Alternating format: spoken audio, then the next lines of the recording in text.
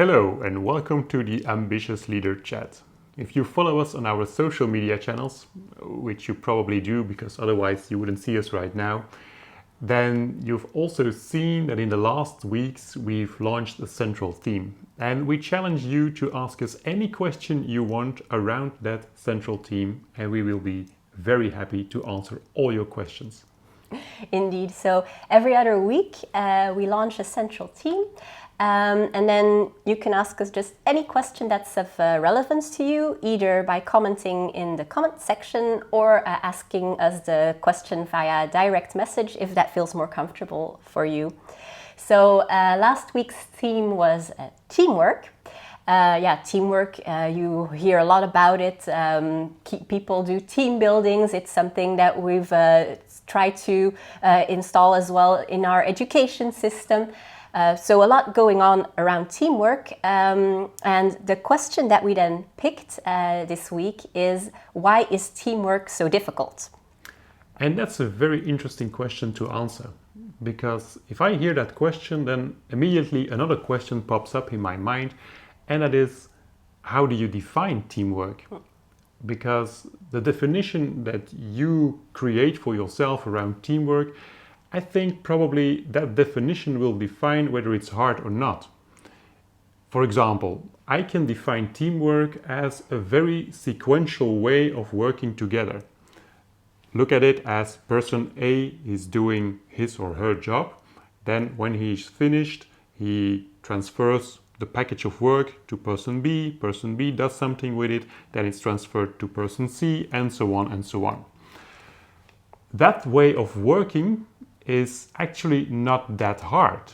You just have to do what you need to do, your package of work, and then you have to transfer it to the other one. Of course, there might happen some issues between those persons. If person A, for example, is not delivering on time or not with the expected quality, and so on and so on. But those problems can actually be pretty easily be solved. You just have to create a very clear process. What are the steps and how is it going through? And you have to define very clear procedures. I'm person A, I know exactly what to do, and I know it's really my skill set. I'm able to do it. And then I can transfer it to person B. If you work together in such a way, it's also teamwork, because in the end, the product or service that's going through is actually a sum of all the individuals. So the end result is much more than what each member could do for himself. Mm-hmm. But there are, of course, different ways of collaboration. Yeah, indeed. So the form of collaboration that you just talked about is more sequential. And if I'm correct, there were a couple of, it can be difficult as well, but it's more easily solved by looking at responsibilities, expectation management, and then also installing a clear process. Mm-hmm. But then there's an even more challenging way of doing teamwork, and that's actually where you also have a common end goal, but responsibilities are very different, and you might even have responsibilities that work against each other and against the common goal, perhaps. So, for example, I would say in a C-level team where each of you have responsibilities, expectations, underlying interests that are very different at times, but at the same time, you, as a team, have to do the best possible for the company and reach a certain goal for the company. The first thing that comes to mind for me is a couple of years ago where I worked together with a C-level team and where there were a lot of issues around, well, on the content level, there are the issues, but at the same time, this brought about a trust issue and also a clash of personalities that even furthered that trust issue. So where the CEO, for example, was very much relationship-based and thinking out of the box, being more creative, the rest of his team was very process-driven and just getting things done. So, yeah. And within management teams, you see that kind of problems on a very frequent basis because each member of the team has a different responsibility, and each member of the team has to bring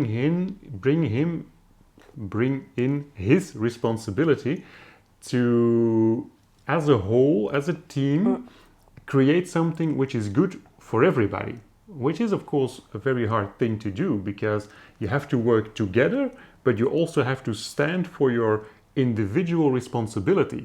So that's a bit of the I in team. And I know there are that quotes that say there is no I in team. Well, I believe there should be an I in team. And then I also know that there's the other quote that says, depending on how you write team, then you can look at it that way, that you say, well, the I in team is in the A hole. Well, I do not agree with that one. And especially in those teams where you have different responsibilities and where everybody needs to take his responsibility to come to a bigger whole, well, you have to stand for your own responsibility too. But of course, you have to be able to collaborate and trust each other that if you stand for your responsibility, that it's good for the whole too. Yeah, so actually keeping the end goal in mind as well while you're doing that and being aligned on a certain vision. Exactly. Yeah. Well, if you want to know even more about it, you can always contact us. We also work with teams on different levels to help you with all that kind of teamwork questions, or with a trust question more on a personal basis.